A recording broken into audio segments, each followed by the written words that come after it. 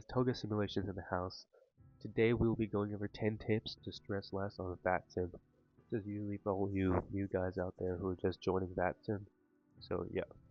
So first things first, do not forget to understand your airplane. The most important thing is understanding your airplane. If you're on a new aircraft, make sure you get a flight in before joining the network with that airplane. Or what you could do is you could watch like a full flight tutorial online, take a couple notes so you know where everything in the cockpit is. Really, all airplanes operate in the same way. It's first batteries, external power, overhead flows, then you go down to FMS. So really the flows are the same thing. Switches are in different places and they look different because they're different aircraft. So that's really the thing about aircraft switching. Also, another thing is flying airplane is slightly different, but it's not that bad. You could probably switch without practice. So what you could do is take a couple notes and do all that stuff. On my A310 flight, March, that'll be my first time flying this aircraft, and we'll be on Vatsim, so I'm taking notes right now, figuring out where everything in the aircraft is so I do not look bad. Second thing is pick proper airports for your skill level. If you're just starting out on Vatsim, don't pick airports to fly out of like JFK, Heathrow, LA, or Denver.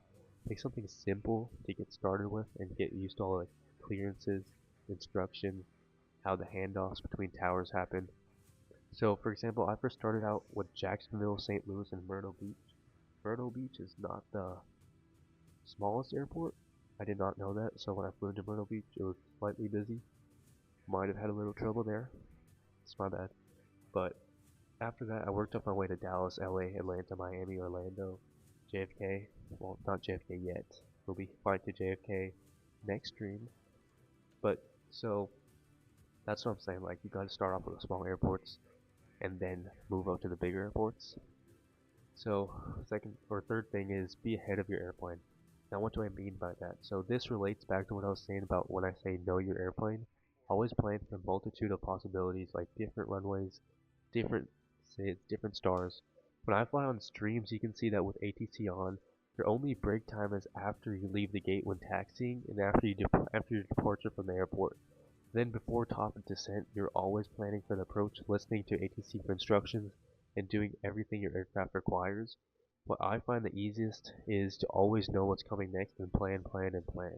Also, all that planning gives you a nice buttery landing, usually, because you plan out everything. I have a story. So, this one flight last stream, when we were heading over to Phoenix, the aircraft did not follow the ILS. But since I knew the intercept altitudes and I have an idea of why my aircraft didn't follow the cloud slope, I was able to turn around, get it back on track, capture the ILS, get a nice buttery landing into Phoenix. So, keep on planning. Okay, fourth thing, don't be afraid to disconnect. When I was flying initially, believe it or not, I did not know what a holding point was. So when a controller in London told me to hold at a holding point, first of all, I was in Heathrow, yeah, and I didn't understand his accent. So I said what 5 different times. It's like what? I think I just disconnected because I couldn't understand him. He couldn't understand me, and I didn't know what a holding point was. So, moral of the story is don't be afraid to disconnect. If you want to connect again though, just do it when you're in an uncontrolled airspace. Usually there won't be full ATC coverage on your flight, so you should be able to do that. The only time you're probably going to get full ATC coverage is when you're in an event, or you're flying in the USA East Coast in the evening central time zone. Then you will get full ATC, I promise you. So, number 5, set priorities. Priorities are very important. Why? Because they help you fly your airplane how they need to be flown. So if you say, okay, we're going to do this, then this, then this, then you are setting priorities perfectly and you're letting yourself know how you're going to accomplish a task, and then you'll be able to get the airplane down perfectly. Number 6, take some breaks. Like up a cruise, I always say, I always call up ATC and be like, hey, can I get a 5-minute break here and there? Just get some water, go to the bathroom, get yourself out of the flight state, know what's happening, step back. Don't always like talk to ATC and everything. It really takes a mental toll on your brain. So yeah, take some breaks. Number 7, know that most pilots and controllers aren't professional and they will slow down if you ask them to. This is really for beginners, but if you say if you like if the controller is giving you a clearance and you're like, oh, I can't understand it when he's talking that fast, just be like, um, hey, this is American 2724, President iPhone Taylor Swift Phoenix. Controller might, and then you would add on, and I'm a new pilot, so can you please take it slow? He'll take it slow. He'll help you. When I was flying out from Denver, there was a controller on there working with a new guy. He wanted to help him, and he was doing it, and he was asking, and everything worked out perfectly. Number 8. Know your home cockpit and your virtual cockpit. Virtual cockpit is basically just knowing your airplane.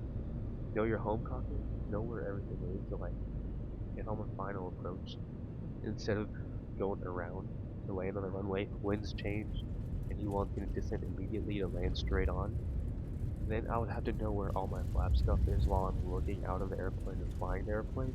So just know where everything is in your home cockpit. So number 9, fly with other pilots, family, friends, or even streamers.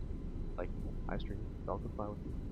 So it's really fun when you fly with people. It's not as fun when you fly by yourself. So that's what I'm saying. Friends, families, other streamers, people in the chat. It's really fun to fly with. So y'all could just like hook up with your friend and ask them to fly at a certain time from here to here. It's gonna be fun. I've done it before. It's actually really fun. Number 10, see the bigger picture. And what do I mean by that? By the bigger picture, I mean everything. See what the controller is trying to do. If there's one aircraft that is keep on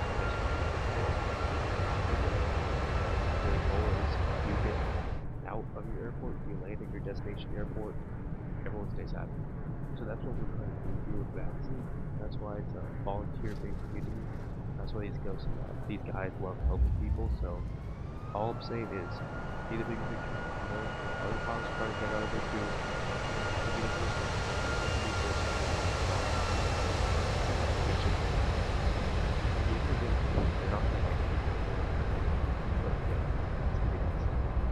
Anyway, guys, thank you for watching. Out. Out. So this video is for beginners, but anyone can really use it. So yeah. Anyway, thank you guys for watching. Please like and subscribe. I'll do it. The goal is 500 subs by